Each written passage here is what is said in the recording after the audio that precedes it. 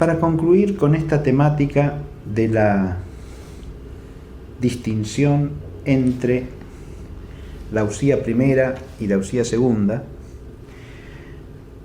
corresponde ahora que abordemos la cuestión formal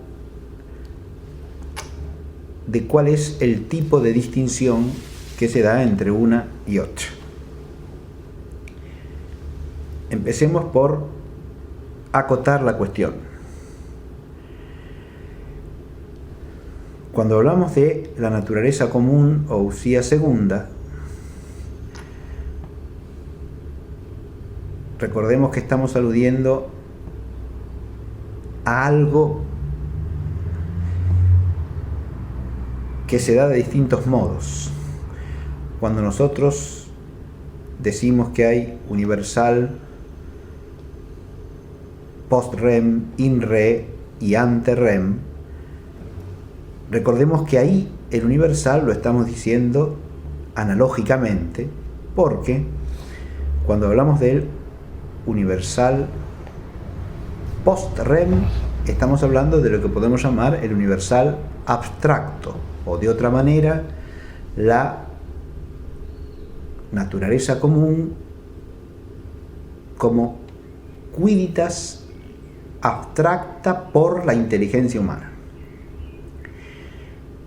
Cuando hablamos de el universal ante REM, estamos hablando de la razón eterna de cualquier esencia creable tal como está en la inteligencia divina, es decir, la esencia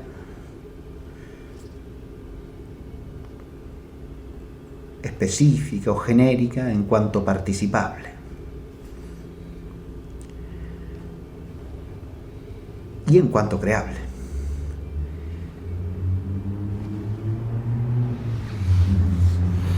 Que estos dos estados ónticos de la naturaleza común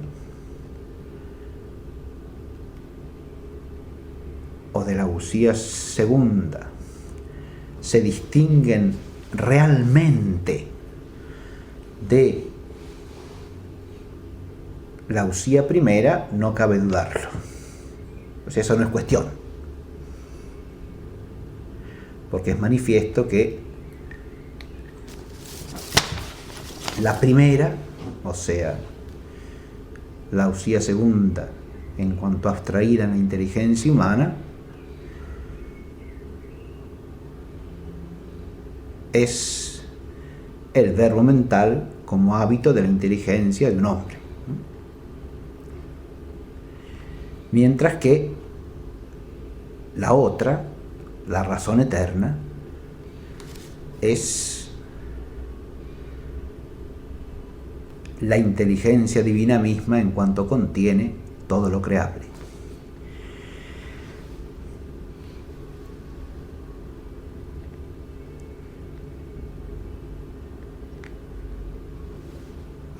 La cuestión que tenemos que abordar es referida a la naturaleza común en la cosa singular, o dicho de otra manera, lo universal in re, o como podemos llamarlo también, no la quiditas abstracta o la quiditas creable participable, sino la quiditas contraída en el singular, en la usía primera. Y la cuestión que cabe plantear a este respecto es qué tipo de distinción hay que poner entre la usía primera y la usía segunda en la sustancia singular concreta realmente existente.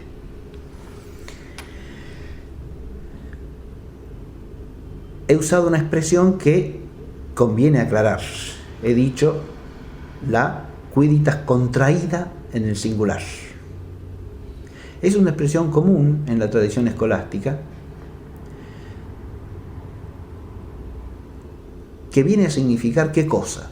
Porque hablamos de una quiditas contracta o de una naturaleza común contraída. ¿Qué quiere decir eso?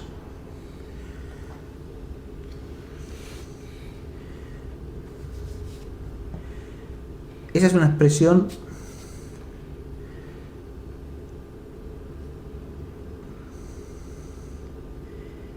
que se usa primero que nada como sinónimo de singularizada.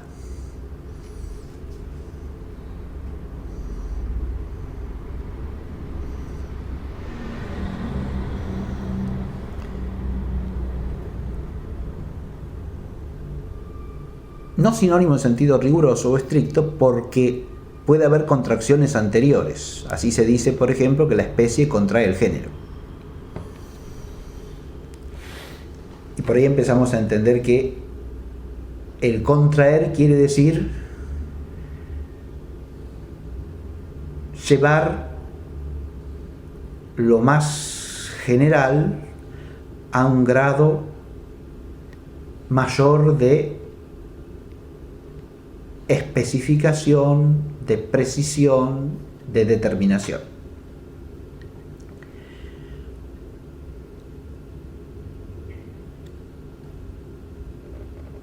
Está contraído lo que de alguna manera está contenido en algo que no se reduce a lo primero, pero que contiene lo primero. Así podemos decir que el género animal vertebrado está contraído en cada uno de los tipos de vertebrado, o cada especie de reptil contrae al género reptil. Lo contrae en el sentido de que lo contiene y le añade algo más.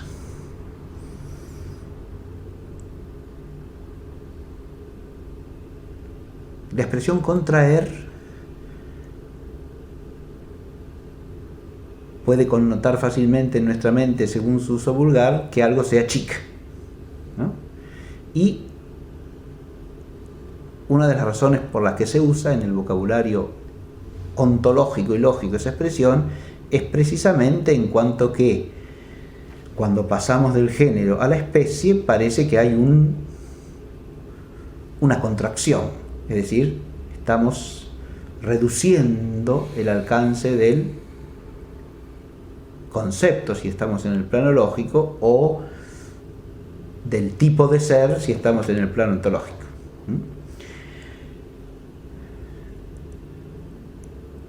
En esta línea, la última contracción viene a ser el singular, precisamente. Singular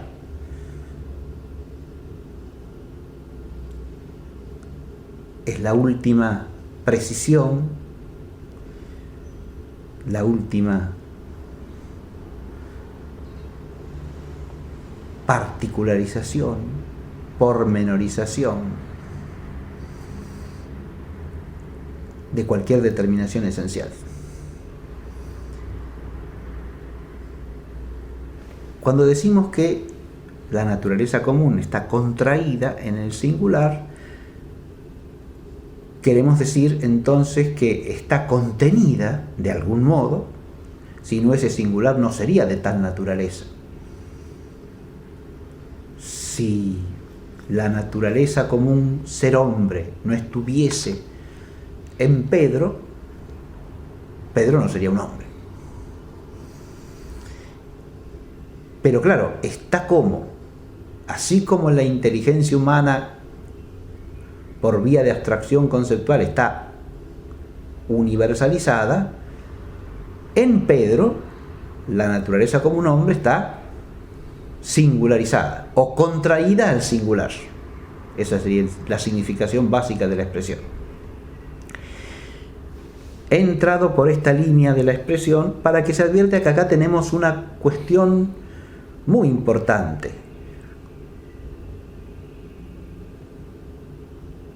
Lo que tenemos que llegar a precisar es si la distinción entre estas dos dimensiones de la usía en la realidad de una sustancia primera es una distinción real o es una distinción de razón, o es algún otro tipo de distinción si cabe admitirla.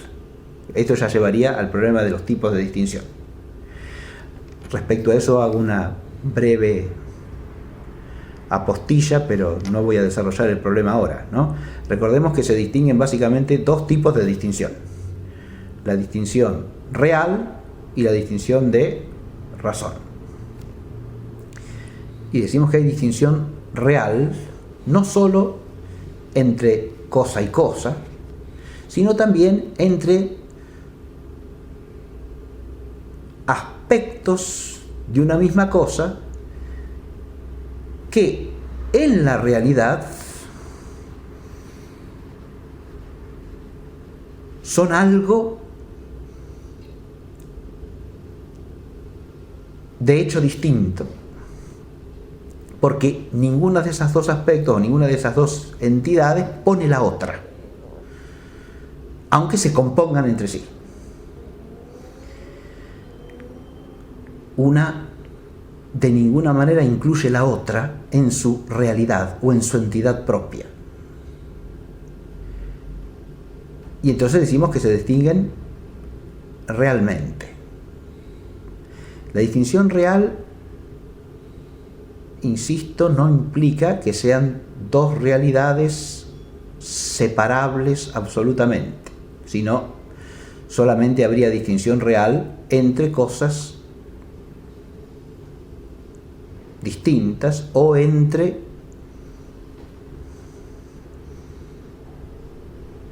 una cosa y ciertos accidentes contingentes de la cosa, ¿no? Es evidente que si yo tomo dos seres humanos, Pedro y Pablo, hay una distinción real entre ambos. Son dos sustancias realmente distintas. Pero a la distinción real también decimos que se da entre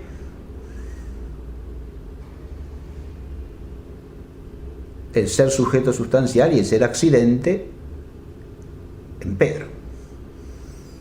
Porque la sustancia y los accidentes no son lo mismo. La entidad de uno no es la entidad del otro. Hay una distinción real entre la sustancia y sus accidentes, o entre el sujeto sustancial y sus accidentes, que no implica, y el ejemplo es clarísimo, separabilidad real absoluta, es decir, que distingamos realmente el sujeto sustancial de sus accidentes, nos lo impone la realidad misma en cuanto nos hace advertir que el sujeto sustancial puede permanecer aún cambiando sus accidentes. Pero esto no significa que los accidentes puedan existir sin la sustancia, por ejemplo, al menos en el orden natural, o que la sustancia pueda existir como sujeto sustancial sin sus accidentes, lo cual tampoco es real. Pero hay una distinción real entre el sujeto sustancial y sus accidentes, o entre la forma sustancial y la materia prima en cualquier sustancia corpórea. Esos coprincipios se distinguen realmente, decimos. De nuevo, adviértase que no implica separabilidad real, porque la materia, según la doctrina más común, por lo menos la doctrina unánime de la escuela atomista, no puede subsistir por sí misma.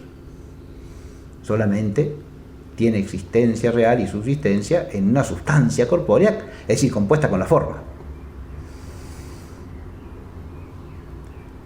Y una forma podrá existir sin materia solamente si es forma de naturaleza espiritual, porque la forma de un ente meramente corpóreo tampoco puede existir sino en la materia. Entonces, entiéndase que distinción real significa no separabilidad real existencial o subsistencial, sino el hecho de que la entidad de una cosa no es la entidad de la otra, aun cuando vayan necesariamente unidas por vía de composición. En cambio, cuando decimos que hay una distinción de razón, una distinción de razón es una distinción que no es real. Es una distinción que se da entre aspectos de una misma cosa, pero aspectos cuya entidad, de alguna manera, es realmente la misma. De alguna manera, insisto en esto, porque si fuese absolutamente la misma, solamente se trataría de una distinción de razón raciocinada, pero no de una distinción de razón con fundamento en la realidad. Porque la distinción de razón con fundamento real, ¿no? Esas son las dos especies que acabo de nombrar que existen de distinción de razón tradicionalmente, ¿no? Se distingue la distinción de razón razonada y la distinción de razón raciocinante. La distinción de razón razonada es una distinción de razón que viene impuesta por la realidad de la cosa. Hay algo en el ser de la cosa que me lleva a distinguir en mi razón dos aspectos distintos, aunque estos aspectos entitativamente sean de alguna manera la misma realidad. Y no estén solamente unidos por composición, como puede pasar entre dos cosas que se distinguen realmente, sino que estén unidos en una entidad, de nuevo, de alguna manera simple. Entonces decimos que la distinción es una distinción de razón. Vamos a tratar de ejemplificar para que esto se aclare un poco. Una clásica distinción de razón es la distinción que se da entre los diversos atributos de la naturaleza divina. Nosotros decimos que Dios es sabio, sabiduría infinita. Decimos que Dios es bondad infinita.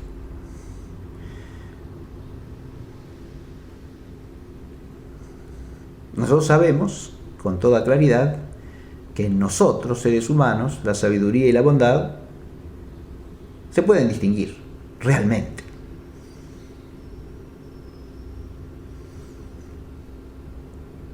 Que puede darse una sin darse la otra, de alguna manera. O que se pueden dar en distinto grado. O aun que mientras una de ordinario, y digamos sabiduría en el sentido de ciencia perfecta, ¿sí? Así no hay confusión en la terminología, se da en la inteligencia, la otra se da en la voluntad. Y por lo tanto se dan hasta en potencias distintas. ¿Sí? De la misma manera, nuestra inteligencia y nuestra voluntad se distinguen realmente, porque una cosa es la operación de la inteligencia, otra cosa es la operación de la voluntad, y distinguimos dos potencias realmente distintas, hasta tal punto que puede operar una sin que opere la otra, en el caso de la inteligencia en relación a la voluntad. No al revés, porque no hay operación de la voluntad sin operación de la inteligencia.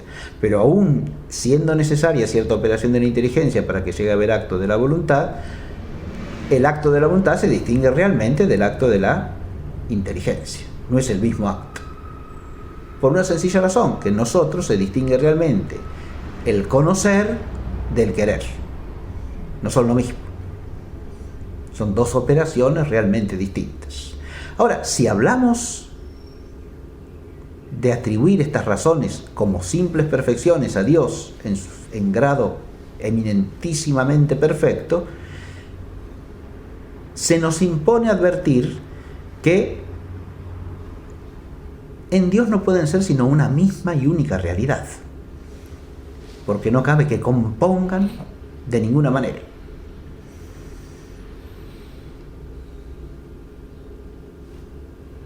Mientras las cosas que se distinguen realmente componen realmente, la simplicidad absoluta del ser divino excluye toda composición. Y por lo tanto, decimos que Dios entiende, decimos que Dios ama. Pero si bien estas dos nociones de orden operativo que atribuimos a Dios son distintas como nociones, primero que nada, al atribuirlas a Dios ya no son operaciones, sino que son acto puro que se identifica realmente con su único y mismo acto de ser, con el acto perfectísimo que Él es. Pero a su vez, no son dos atributos operativos realmente distintos, porque no pueden componer entre sí en Dios. No puede haber composición de entender y amar, o de inteligencia y voluntad, sino que se los atribuimos en estricta simplicidad. Sin embargo, cuando decimos que Dios es infinitamente sabio o omnisciente, o cuando decimos que Dios es infinitamente bueno, no decimos lo mismo. Claro. ¿Por qué? Porque estamos atribuyéndole dos razones distintas, que en su ser no pueden componer realmente y por lo tanto no se pueden distinguir realmente, pero que se distinguen con una distinción de razón, decimos, con fundamento en la realidad. La distinción es de razón, porque es una distinción conceptual, pero es con fundamento en la realidad, porque el ser del entender y el ser del amar no son el mismo ser, aunque en Dios sean un único y puro acto perfectísimo.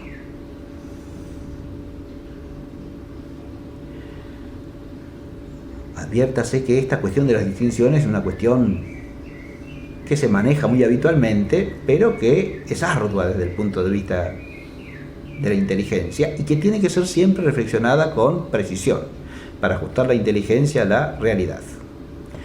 Una distinción de razón raciocinante es aquella en la cual la inteligencia racional humana pone artificialmente, o según el modo de hablar, podríamos decir, una distinción donde ni la hay en la realidad, no la hay como distinción real, ni tiene fundamento en la realidad. ¿Qué queremos decir con esto? Una distinción de razón raciocinante es una distinción que, insisto, se hace según el modo de hablar. Yo puedo distinguir según el modo de hablar el ser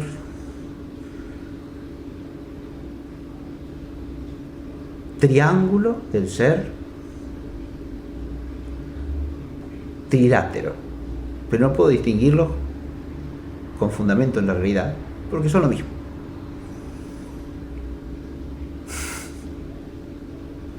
Hay una identidad perfecta entre un concepto y el otro concepto. No corresponden a razones distintas, sino solamente a modos de hablar distintos, para referirse a una y la misma cosa bajo una y la misma razón, es decir, uno y el mismo concepto.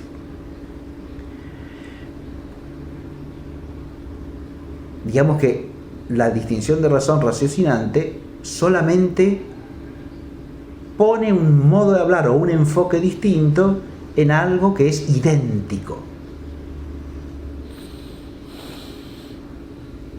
mientras que la distinción de razón con fundamento en la realidad supone la no identidad. No hay composición como entre las cosas que son realmente distintas. Composición, pero no composición real, como las cosas que son realmente distintas, pero tampoco hay identidad, porque hay un fundamento en la realidad, hay un fundamento real de la distinción. La razón de entender y la razón de amar no son la misma razón. Hay una diferencia entitativa que nos la impone la realidad, el ser de la cosa. por más que en Dios esas dos entidades se den de modo perfectamente simple, se dan en la absoluta simplicidad de ser divino, sí Señor, pero se distinguen con distinción de razón fundada en la realidad.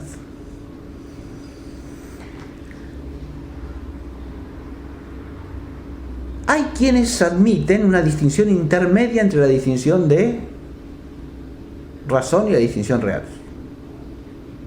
Esa es la tesis que tradicionalmente se atribuye a la escuela escotista, porque Duns Scoto sostiene que entre la distinción real y la distinción de razón hay lo que él llama distinctio formalis a parte rei, o sea, distinción formal desde la cosa, desde el lado de la cosa, desde el lado de la realidad. Sobre este tipo de distinción hay múltiples cuestiones posibles, incluso sentencias distintas acerca de la problemática que plantea. Hay quienes admiten que es un tercer tipo de distinción intermedio entre la distinción real y la distinción de razón en cualquiera de sus formas, porque implicaría una distinción menor a la real, pero mayor que la distinción de razón razonada, o sea, que la distinción de razón con fundamento en la realidad.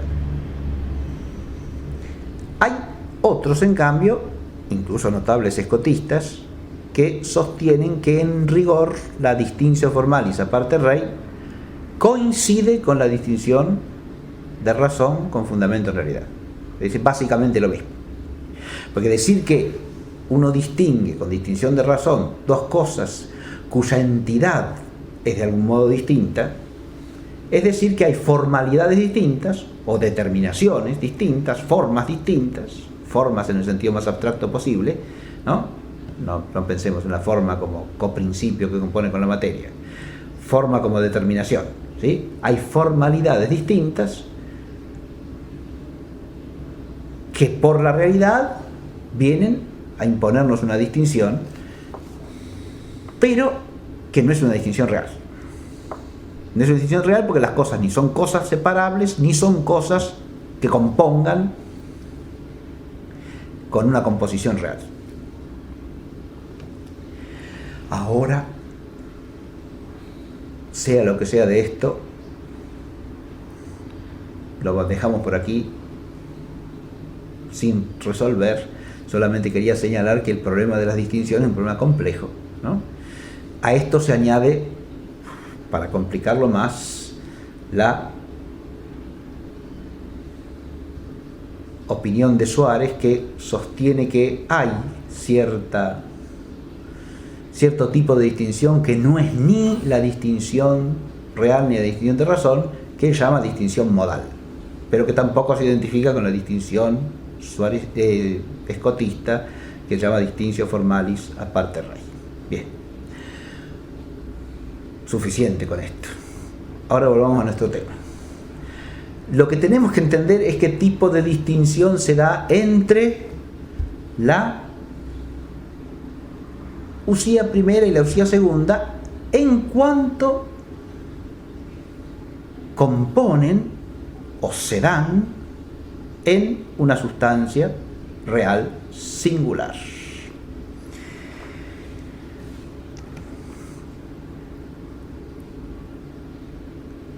Tengo que hacer, antes de ir a la respuesta, otra consideración preliminar. No estamos planteando aquí la cuestión de cuál sería el último principio constitutivo en el orden metafísico que termina e incomunica la singularidad. Eso ya he dicho que es otro problema, el problema de la subsistencia. De eso no estamos hablando. Y no estamos hablando de la sustancia como subsistente, o mejor dicho, en cuanto tal, sino que estamos hablando de la sustancia primera en cuanto toda sustancia primera real es sustancia de cierta naturaleza. Esto es lo que nos importa. Esa sustancia primera es como primera singular. Eso es lo que tiene singularidad óntica. Pero al mismo tiempo, ese singular es de cierta naturaleza. Y aquí aparece otro problema que no es el que voy a considerar ahora. que es el problema de la singularización ontológica. También podríamos llamarlo problema de la individuación, pero eso implicaría identificar singular con individuo, mientras que en el vocabulario filosófico conviene hacer una distinción, ¿no? Llamamos individuo al singular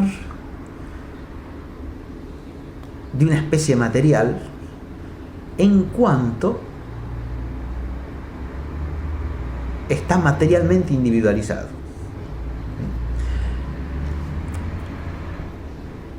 Todo individuo es un singular, pero no todo singular es un individuo en este sentido, porque caben singulares de naturaleza espiritual, según esta terminología, pero no individuos de naturaleza espiritual.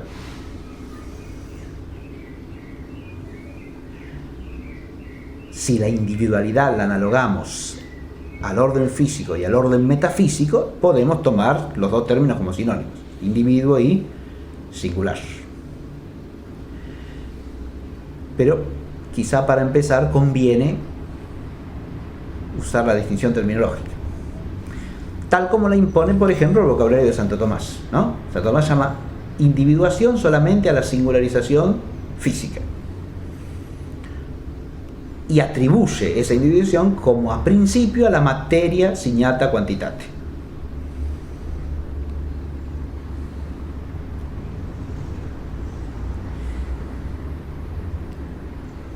Esto supone entender también la materia en el sentido físico aristotélico.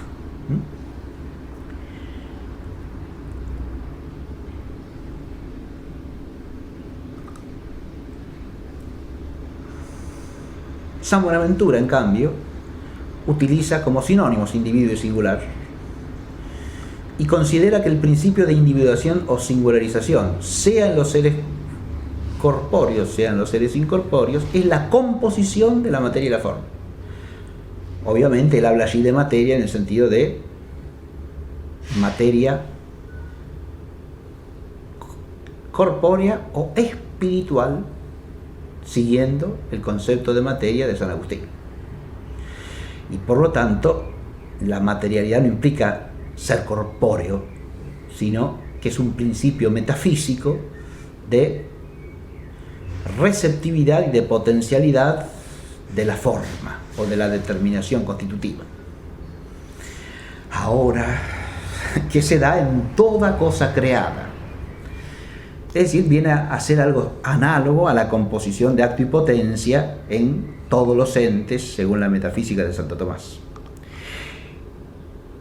Hago esta comparación de las terminologías para que se advierta que se use una o se use la otra, la problemática atraviesa ambas, porque prescindiendo de la individuación en el sentido preciso de la física, el problema de la singularización es un problema ontológico universal, que podemos acá distinguir con toda claridad una cuestión que es física, la individuación por la materia corpórea, y una cuestión que es, o la materia de corporeidad, y una cuestión que es ontológica, general, que es la singularización, que se da en todo el orden de los seres creados. Obviamente que cuál sea el fundamento de la singularización es una cuestión que debe ser pensada en correlación con la cuestión que estamos planteando, a saber, cómo componen en el ente singular la usía primera y la usía segunda.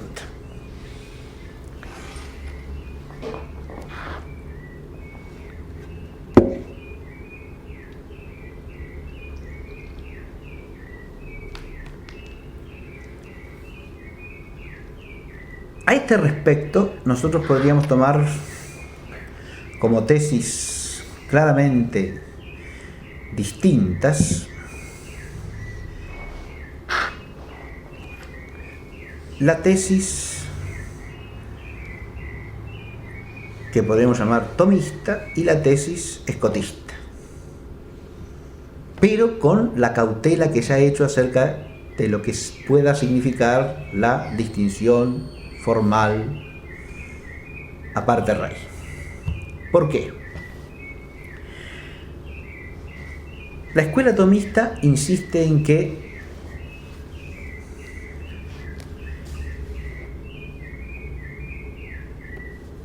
la usía segunda, o sea, la quidditas específica,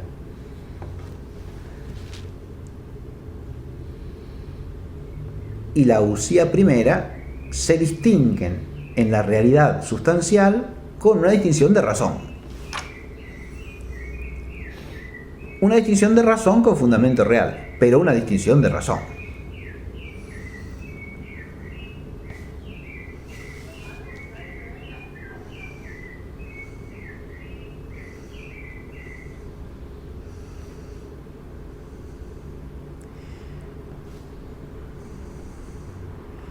Y esta doctrina parece suficientemente clara y además suficientemente bien fundada. Si nosotros decimos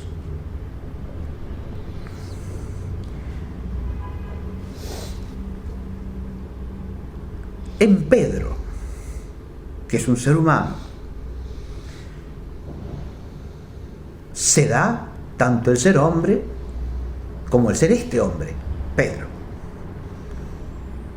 Pero no es lo mismo lo uno que lo otro. No es lo mismo ser Pedro, este hombre, que ser hombre sin más. No. Una cosa es ser hombre, y cuando hablamos de ser hombre hablamos de la naturaleza humana común, y otra cosa es ser Pedro.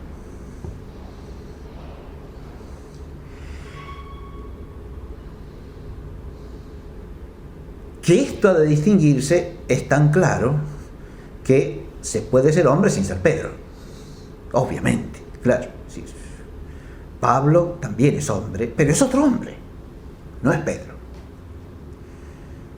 Y así, indefinidamente.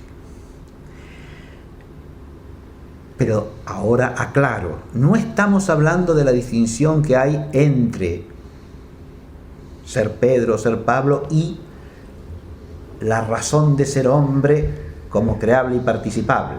Estamos hablando de la distinción que hay entre el ser Pedro o ser Pablo y el ser hombre real,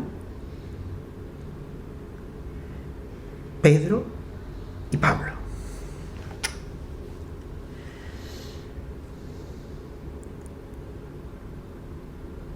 ¿Por qué la doctrina tomista común insiste en que es una distinción de razón? Porque parte de la afirmación sólida de no existir el ser hombre, sino como ser Pedro o ser Pablo o ser un hombre singular. No existe como realidad creada el ser hombre, sino contraído al singular.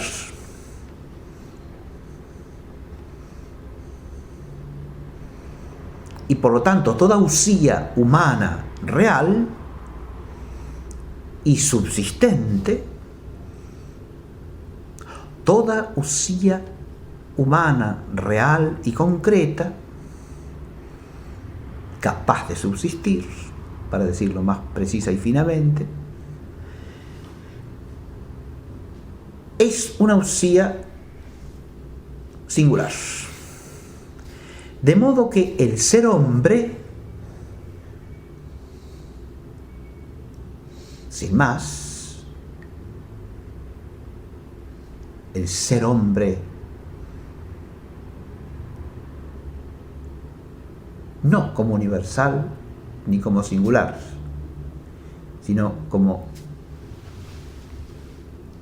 ese hominem tantum, meramente y puramente ser hombre, se da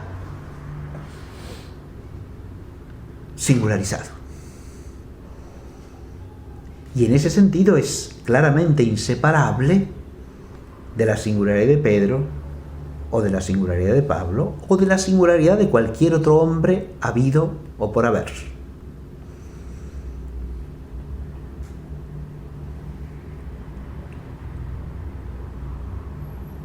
Podemos decir que compone como un coprincipio.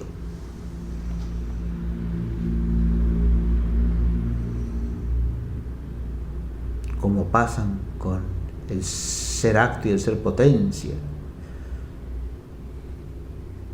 en la realidad sustancial de Pedro, o como pasa con la forma sustancial y la materia prima en este hombre que es Pedro. Y parece que no. ¿Por qué? Porque mientras la realidad, tanto del cambio accidental como de la distinción real del sujeto y de sus accidentes, como del cambio sustancial, nos imponen admitir que hay una distinción real entre los coprincipios que he mencionado, mientras que el ser hombre y el ser este hombre, más que componer, son dos aspectos no idénticos, pero que forman una única entidad en Pedro o en Pablo. ¿Por qué una única entidad? Porque la naturaleza común, la quidditas, por la cual Pedro es hombre o Pablo es hombre, son la humanidad de Pedro o la humanidad de Pablo. La quidditas humana existe como esta o como esta otra, aun cuando sea participable por muchos otros. No estamos hablando acá de la participabilidad, insisto. Estamos hablando de que la singularidad es la realidad y la única realidad del ser hombre.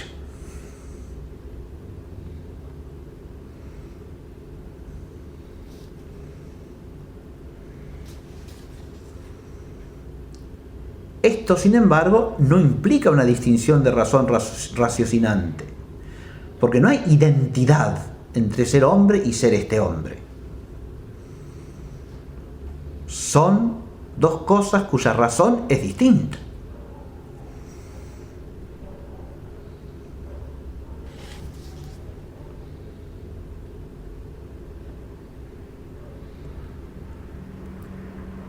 Que la razón es distinta no cabe dudarlo realmente o sensatamente. Y que no es una razón raciocinante, sino una razón razonada, la que nos implica, la que nos lleva a hacer la distinción, la que nos implica en la distinción, también parece claro. Porque la distinción me la impone el ser mismo de la realidad. Es ese ser de la realidad lo que funda que yo pueda abstraer una razón común de hombre, que si no estuviera contenida y contraída tanto en Pedro como en Pablo, sería absolutamente incognoscible. Pero además, porque desde el punto de vista ontológico, Pedro y Pablo son singulares de la misma naturaleza específica, que se da en el uno y se da en el otro. Por eso decíamos al comienzo de este tema, de algún modo son lo mismo. Bajo cierto respecto son lo mismo, es decir, humanidad, naturaleza humana. Pero son naturaleza humana singularizada en este hombre o en este otro hombre. ¿Qué es lo que enfatiza la tesis de que la distinción es una distinción de razón con fundamento en la realidad? enfatiza la unicidad de la usía, en cuanto que la usía singular y concreta conlleva ella misma la naturaleza común. Pero la conlleva contraída, es decir, llevada a su última determinación. Y al mismo tiempo que llevada a su última determinación, llevada a su última concretud, que es su realidad.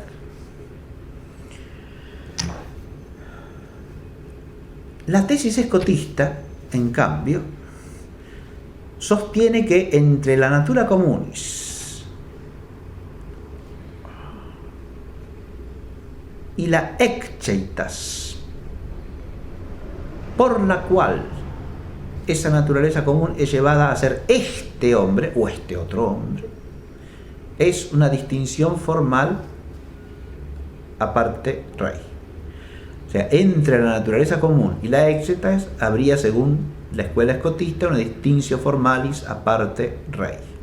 No se trata meramente de una distinción de razón con fundamento real, a menos que se admita la tesis de que estos dos tipos de distinción se identifican. Pero esa tesis, si bien despejaría el campo del problema, mostrándonos una coincidencia sustancial entre una opinión y la otra, al mismo tiempo, desde el punto de vista histórico, hace difícil entender la oposición que muchos tomistas históricamente han levantado contra la escuela escotista en esta materia, acusándola de realismo de los universales, ¿no? De hecho, los escotistas durante los siglos XIV y XV eran considerados realistas. Claro, hay que ver quién los llama realistas, ¿sí? Eso también es parte de la cuestión histórica. Una cuestión histórica no necesariamente implica una consecuencia sistemática. La menciono acá porque, de ser cierta la tesis que identifica distinctio formalis aparte rei y distinción de razón con fundamento real, las escuelas tomistas y escotistas en esta materia estarían diciendo sustancialmente lo mismo, aunque con otro lenguaje, ¿sí? Esa sentencia que a mí me parece razonable y totalmente conforme a la realidad. A saber, hay una distinctio formalis, porque no es la misma forma aquella por la cual alguien es hombre y aquella por la cual alguien es este hombre. No es la misma formalidad, para decirlo abstractamente, ¿sí? No se entienda forma ni como forma sustancial ni como forma accidental, sino no es la misma determinación, no es la misma razón de ser aquella por la cual alguien es hombre y aquella por la cual alguien es este hombre. Y esas dos cosas son las que de alguna manera están dadas juntamente en la usía primera. La usía primera es la realidad de las dos cosas. Yo creo que cualquier sentencia bien fundada en la realidad debe mantener esta doble referencia.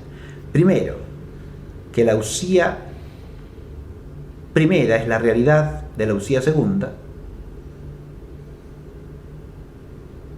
y al mismo tiempo que la razón de ser de la usía primera no se identifica con la razón de ser de la usía segunda.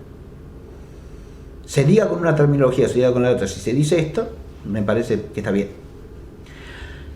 Si la distinción formal aparte rei quiere decir una distinción mayor, habrá que ver en qué consiste esa distinción mayor. Implica cierta composición, pero adviértase que si es una composición, no es una composición real, al modo de coprincipios realmente distintos entre sí, porque si no, Escoto diría que es una distinción real, sin más. Ahí hay otro problema. Cuando se habla de distinción real, hay quienes entienden siempre, es el caso de Egidio Romano, habría que ver si es el de Escoto también, porque en Escoto los textos son mucho más complejos, que la distinción real es solamente la distinción entre cosa y cosa. O sea, dos cosas realmente separables. Aunque no se den separadas, de hecho, realmente separables. Ahora, si la distinción real se limita a eso, hay muchas distinciones reales que no son reales. O sea, en el vocabulario común de la tradición tomista se llama distinción real a muchas cosas que no son entre entidades separables.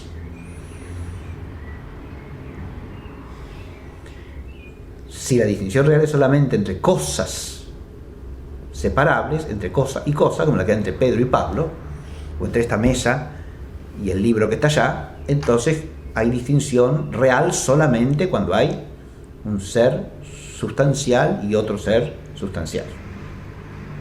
O un accidente real y otro accidente real totalmente distinto, de otra naturaleza, de otro tipo.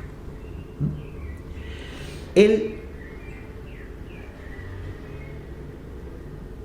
problema acá es que si la distinción formal de parte de la cosa dice algo más que la distinción de razón razonada, pero menos que la distinción real, en el sentido tomista, ¿qué significaría? Significa que de alguna manera, al estar unidas la usía primera y la usía segunda, se da entre ellas todavía cierto modo de composición, no de composición real, sino de composición formal. Llevada a ese terreno, la tesis tampoco resulta claramente irrazonable, ni incurre en ninguna de las graves falencias del realismo de los universales en el sentido de Guillermo de Champeau. Es decir, ese realismo ampliamente y sólidamente refutado por Pedro Abelardo en el siglo XII.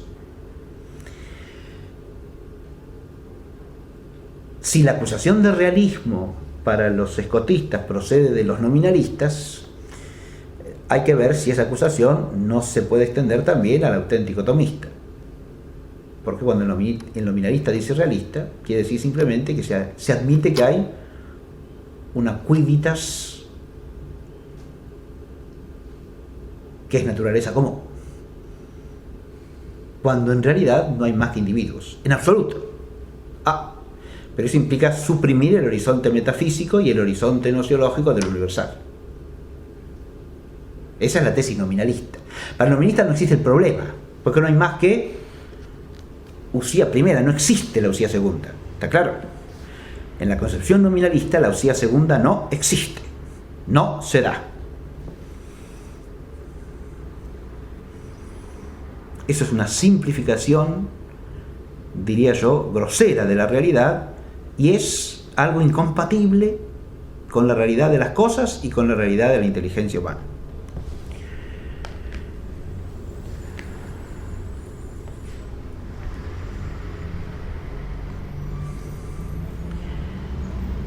La naturaleza común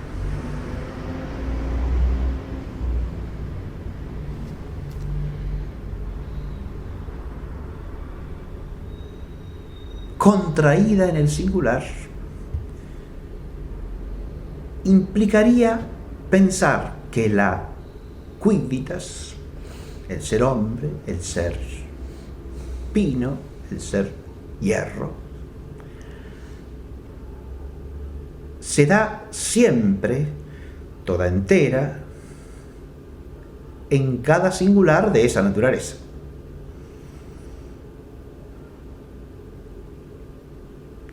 Pero se da como universal. No, claro que no.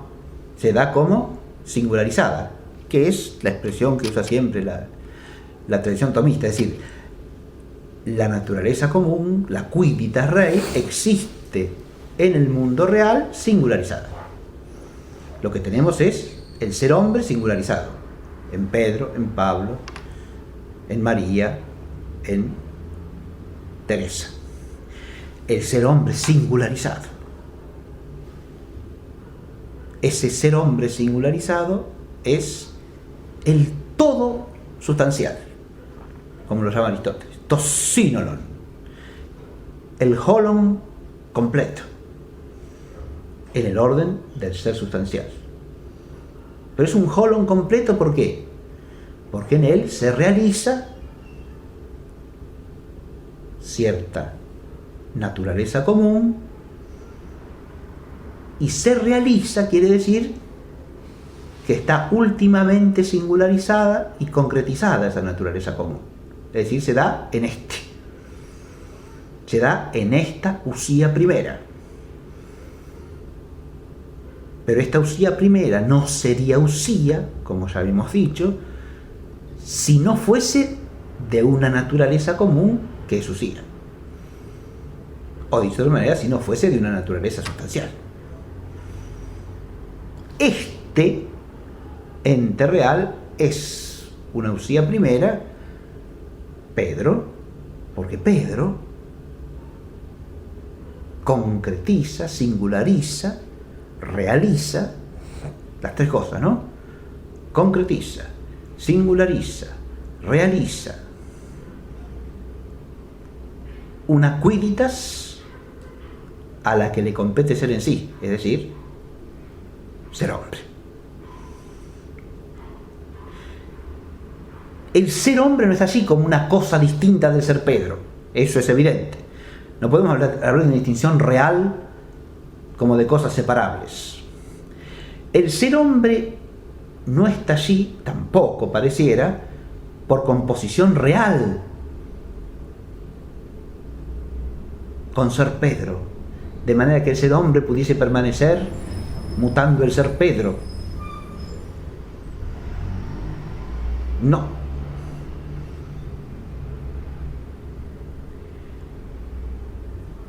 No hay una composición real, pero hay una distinción. Insisto, porque la razón entitativa de ser hombre solamente es posibilidad de ser Pedro, pero no contiene más que como posible el ser Pedro. Y ser Pedro no es la razón de ser hombre. La razón de ser Pedro le añade a la razón de ser hombre una serie de determinaciones por las cuales tengo este hombre y no otro.